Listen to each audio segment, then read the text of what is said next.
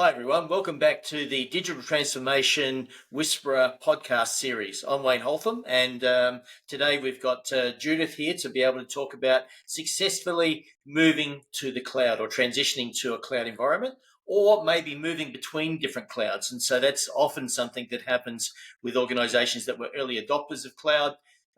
The option they selected wasn't suitable for them, and so they might look at what options are available to them to actually move to a different cloud. So welcome, Judith. Thank you very much for being part of our podcast today. Thank you very much for having me, Wayne. It's an absolute pleasure. No, that's fine, and I'm sure you're going to be able to share with us some of that wisdom and some of that knowledge that we as people who don't understand cloud might get a lot of value out of. So I really appreciate that. So the first thing I suppose for us is about preparing for the success of a cloud migration. So what are the sort of things we need to understand? Need to know our options. How do we prepare? So, the way I see it is cloud migration for most organizations will need to be considered at some point in their lifetime. So, staying on premise for very simple reasons, it's getting too expensive or too challenging. So, at some point, any organization would consider any cloud for that is right for them. So, the journey to the cloud, if we look at it, we can see it as in two aspects. One is a short-term aspect to it, that is like a wedding ceremony, if we want to call it that way, the migration, and the long-term aspect to it, the marriage itself. So, end of the day, it's a relationship between the organization and the cloud. So that needs to be considered and thought up front. So the best way that I would think when I look at the organizations who have successfully operated in the cloud, these are the things that they have done. So understanding your needs, that is the organization's needs. Everyone has what is important to them. It's only the person who knows that. It's the only person who can say that is the organization. They know what's important. And then they understand the options. That is, what are the ones that we can compromise on? What are the must-haves and all that stuff, and the priorities? What is going on around them, and what is their value? I mean, what are the things they value in life and in any relationships? That'll help understand what's important. And most importantly, this is an aspect that I believe organizations who have been successful got external help to help them. So do the work. Because it's interesting, like you say, often we as organizations don't understand what we need, and you need someone to be able to at least probe and ask those questions that are right questions as such, because Yes. there's questions we have where some organizations have a vested interest in getting you to the cloud, and so Yeah. they'll give you the answers that obviously suit them. So, but like you say, it's not necessarily, you don't enter into a marriage without the view that it's going to be a long-term arrangement, a relationship that you actually want to have. And both parties need to be able to get some value out of that relationship, isn't it? Yes. It's so important to be able to do. And so I like your point where you talk about having two stages. The one is, why do you want to go? What are all those things that are important to you? And then how are we going to cohabitate in the long term? How are we going to live together? How are we going to get value out of this relationship that we talk about, which is cloud? Absolutely. And there are plenty of products in the market, right? So the big ones, AWS, Azure, GCP, and all of them, they all have their own flavor, and there are many others as well. So it's about understanding what is important, and that's very, very important. And the second step is the physical migration to the cloud. There are many, many organizations who can do that, and there are, depending on the technology that the client or the organization has, there are many specialities that can do that. So it's like, I come from a South Indian background, and we all like very long, extensive celebratory marriages. And there are other people who might like short, simple, sweet marriages. So it depends on what is your migration journey. Do you want to have a long-term? Can you afford a long-term migration? And does your organization support that? Or do you want a sharp, short journey to migrate in the cloud? Both has its use cases, and both have their advantages. So Yeah, and you're right. And sometimes you'll find where you have organizations like SAP or platforms like SAP, where we've got our on-premise licenses, we've got our server room, all of those sorts of things. and then we want to go to the cloud. So there's obviously benefits for us to go to the cloud in the sense that maintaining hardware is more and more complex these days, and getting people to maintain that. And so going to the cloud is saying, well, instead of my server being in my room next to me, it's about having it in someone else's data center, that's what we call the cloud and stuff. So somewhere else, someone else is maintaining it, managing it. But that offers us a lot of flexibility in the sense, because all of a sudden we have a bigger data center where if we grow, we can just buy We some can more, buy. can't we? We can Yeah. actually do that. Yeah, yeah, Exactly. So yeah. it's got its beautiful use cases, and it also gives you other advantages of shutting things down when it's not needed. In on-prem, everything has to operate 24/7, and that's how everything is planned, and you always plan everything for the high capacity. And in cloud, there is also this uh, elasticity, so you can scale down and scale up as you need, and you can work through things as needed. Not everything has to be complex. But on the other hand, there is also the flip side to it, that is the mindset needs to adapt to it. So Yes. sometimes it's like you're used to living in a mansion, having everything you need all the time, and then suddenly some people decide to do a tiny house move or downsize and go to an apartment. Well, that has its own challenges. Like you can't have car in your driveway all the time. It has to be at a parking lot, and you have to bring it up when needed. So it's just subtle things, but important things as we work through that journey. So migration to the cloud, as we talked about, things like a marriage. Yeah, get a good marriage celebrant, which is a migration provider, and helps you organize that wedding, or that wedding the way you want it, that migration the way you want it. Make sure you can work with them, that they understand your needs and they take care of your needs first, because everyone has their methodology and everyone has their tools and patterns and all that stuff. But the most important person in that journey is you. So you and the cloud coming together. So make sure that is tight and that is super clean. And Yeah. you raise a couple of good points in there, in the sense of, when I am going to the cloud, today my software server is that it carries the peak load. So it's about really understanding how you want to operate in the sense of what you're actually buying. Because potentially, if I tried to buy the same amount of peak capacity, I might be paying more. But the benefit of the cloud is that, like you say, that elasticity, where you can actually say, well, in peak times, I can ramp up. But other times when I'm not using so much, like end of month and those sorts of things, where I want peak.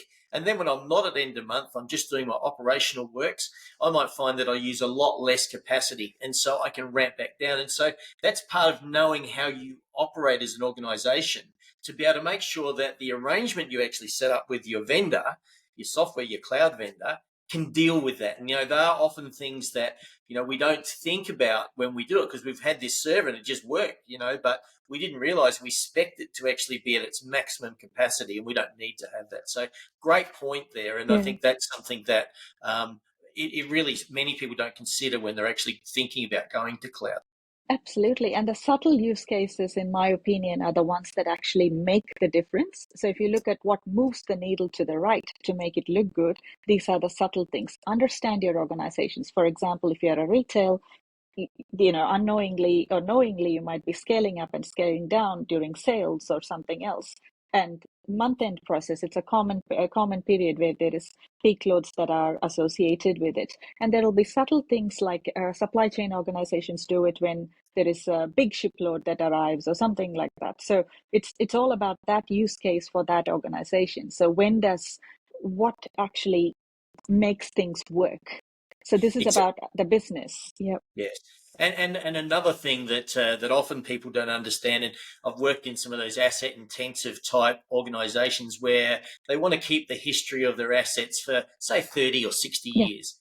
And so the view is that they need to take all of that data and put it in the cloud, and they want to be able to have available to them whenever they need it. And you might find that they might need it once in 10 years, because they're actually looking and doing so there's also that thinking, should I actually have all of my data stored as being on tap hot data, or should I have my data being, available, which they call cold data, where I can actually access it, but the costs of actually storing it is less? And so there are some of those things that, as an organization, we need to think through before we just go, let's put all of our data up into that cloud.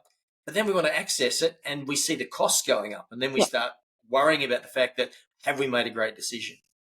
So this is interesting, right? So one part is the migration, and two, you bring a very good point in in terms of any long-term relationship, what is important? Yes, you Yes, can take everything to the cloud, as you say, because and everything comes at a cost. So if you're taking a lot of data, for example, an asset intensive organization taking about 20 years worth of data, yes, you're going to store there beautifully, but you're going to pay for it. So yes, concepts like archiving and use of warm, hot, and cold data comes in super handy at that point in time. So it's keeping the eyes open and being open to those concepts. Not every data is used all the time for reporting. And also, what do you report on? In some cases, are you reporting on every transactional data? Maybe it's valid. That's absolutely okay. In most cases, what I've seen is people report on the trends because yes. that's when the old data is useful. So if that's the case, there may be a different type of solution that's needed and everything else. And cost of operating in the cloud is a very interesting thing, and it is a new science that is being developed. It's a FinOps thing, as people call it. So it's not a techie thing and it's not a finance thing. It's a fusion of those. And there are experts who can help in that. So they can actually predict the cost for the next 3, 5, 10 years based on what you have. And they can also give you variables on what are the things to change to be able to get maximum value out of what you want and based on the needs of your organization. And a few things, if I look at it, when you want to embark on that long-term thing, to mainly consider is one, first have an idea on the cost.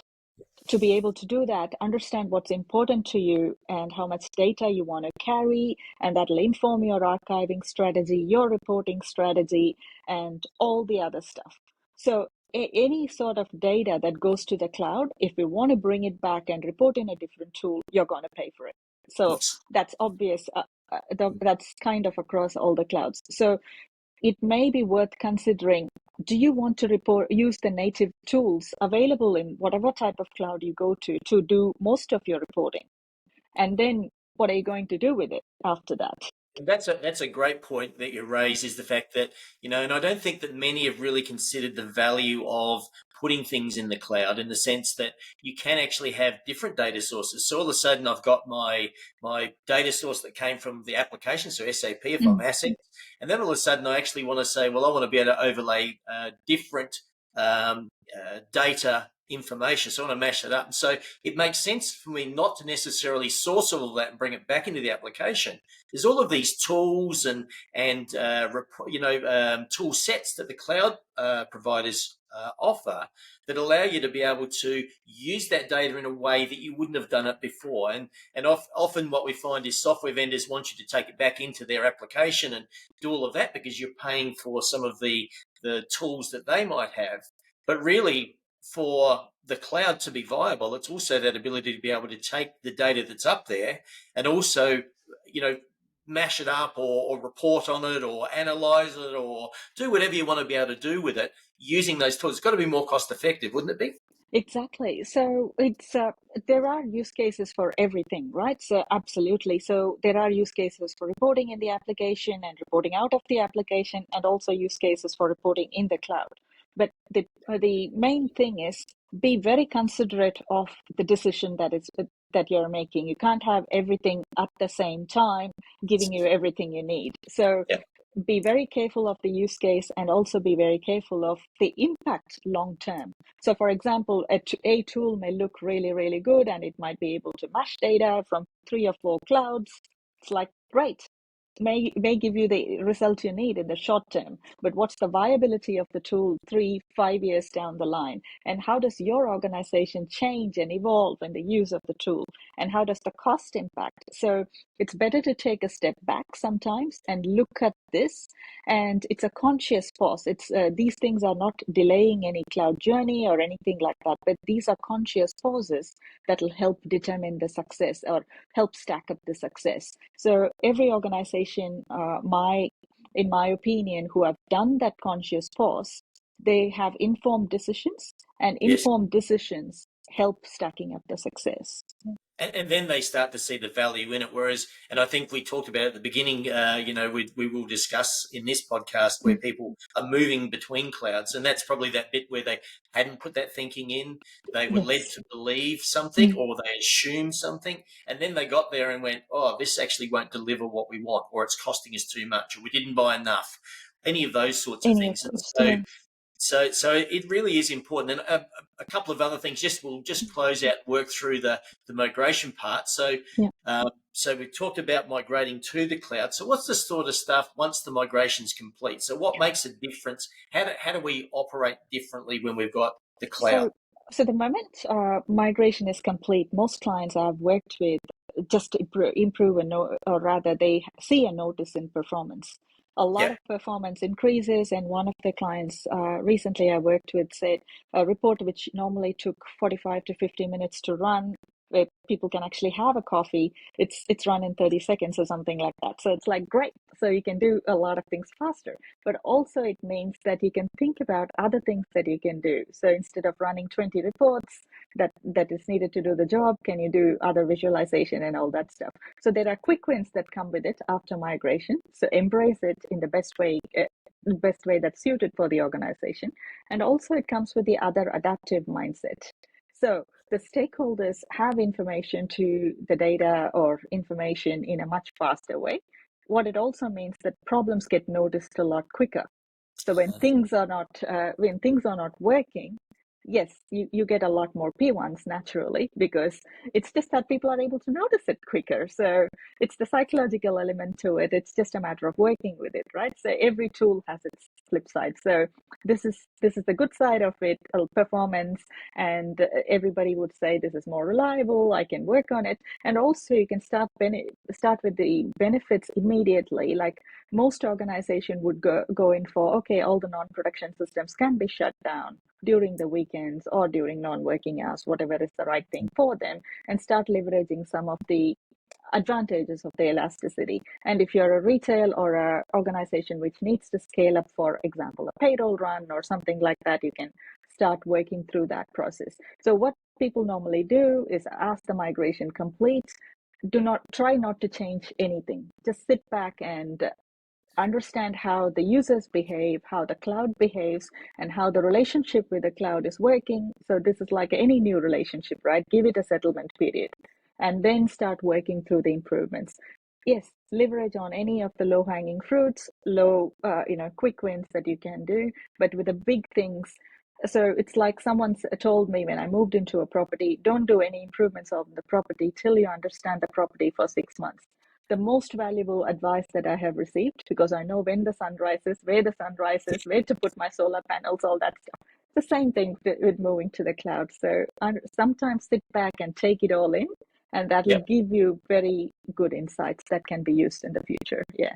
Yeah, no, that is great advice, because often what we think we need, we don't Mm. necessarily, once we've used it, we don't necessarily need it that way. We may do Yeah. it differently, and that's the key thing. So all right, so if we get to the point where we actually go, well, we're not really happy with the cloud provider we've Yeah. got, we want to change, and so some of those things that come up in my Mm. mind about what do we do? So all of that data that I've actually got sitting over in their cloud, what do I do? Because there's obviously a Yeah. migration that happens with that.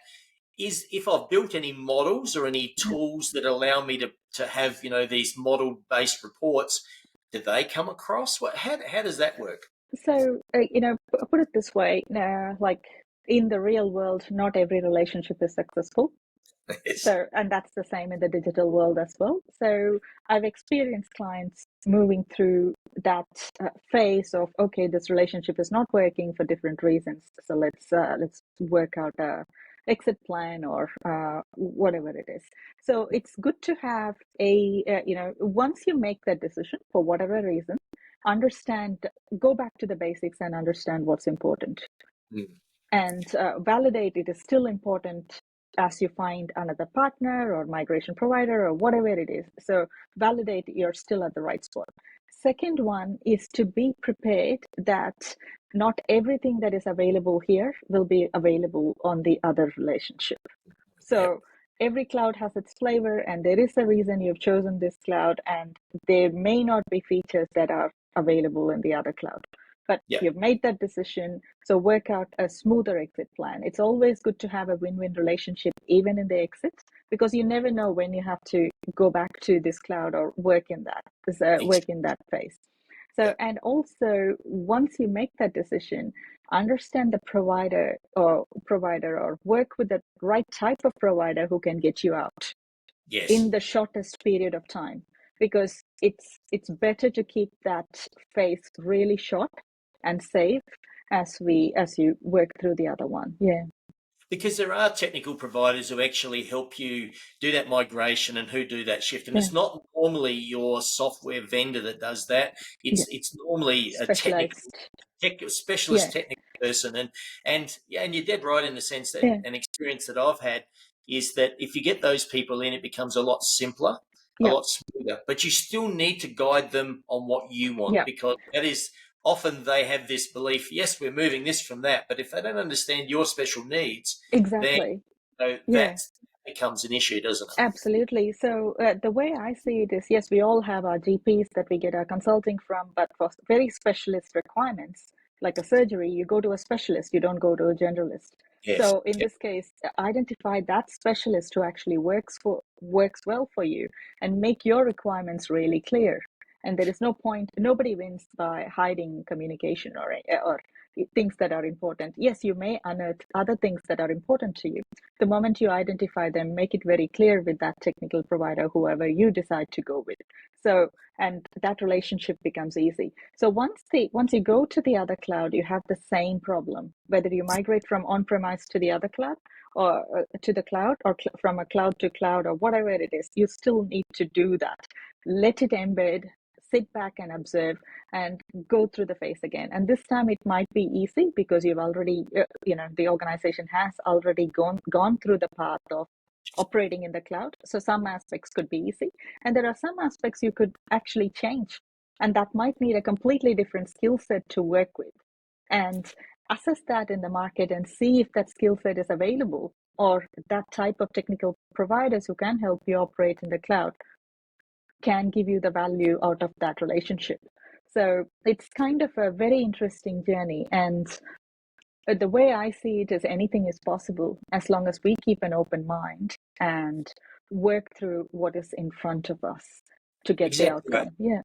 And I think anything is possible. And it's one of those things that, we find some organizations that have that view where anything's possible and we'll buy everything. And then they don't use a lot of those sort of things.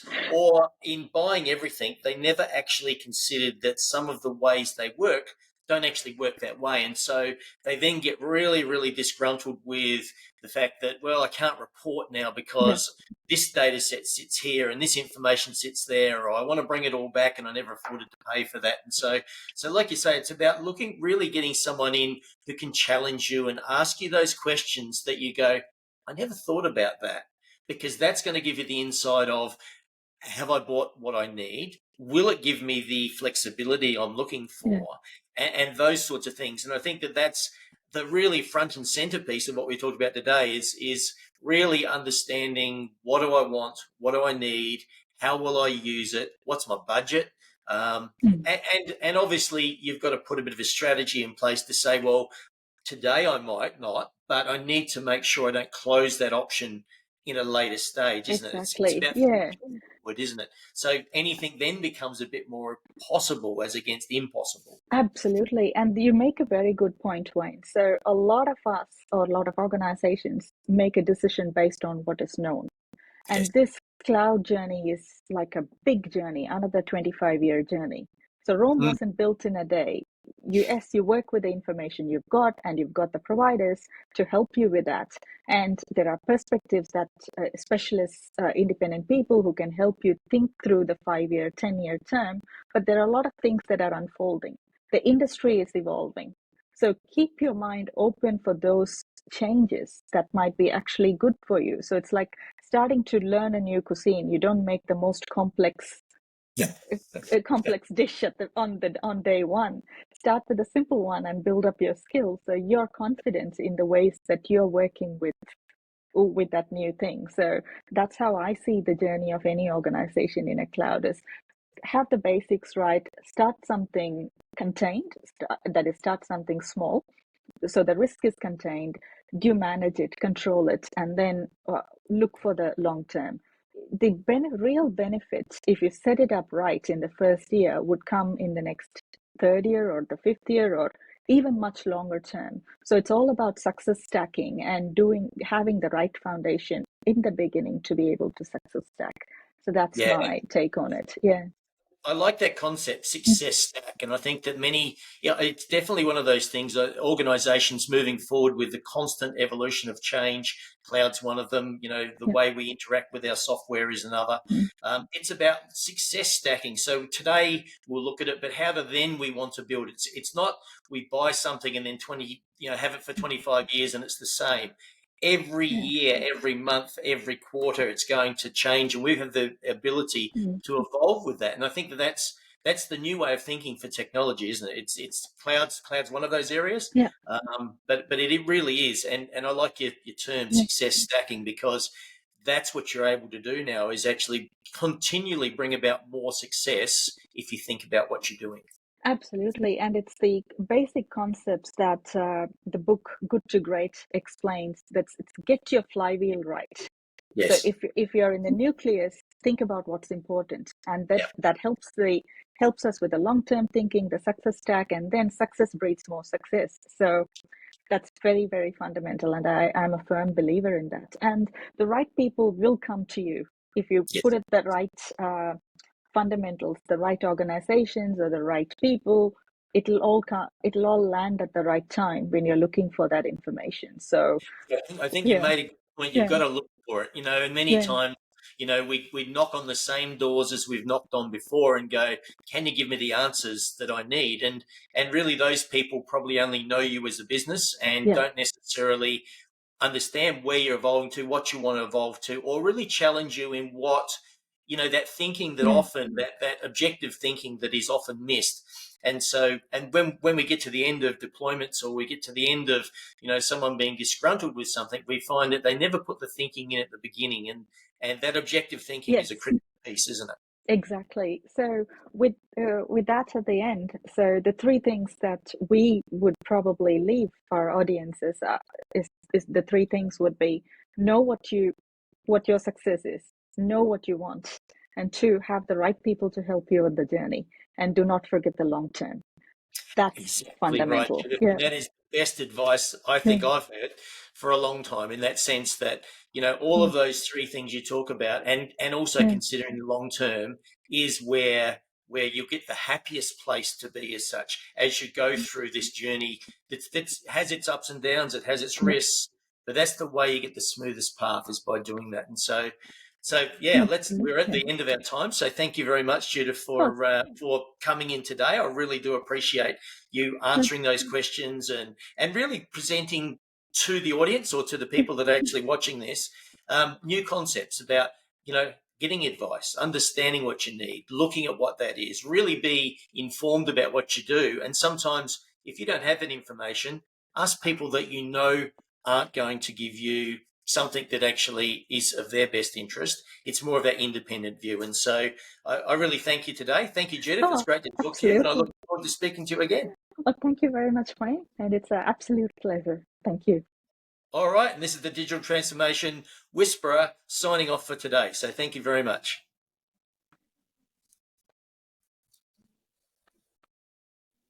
Oh, so I want to end this session. Hang on, stay in the studio. There we go. So I have stopped recording. So stop recording.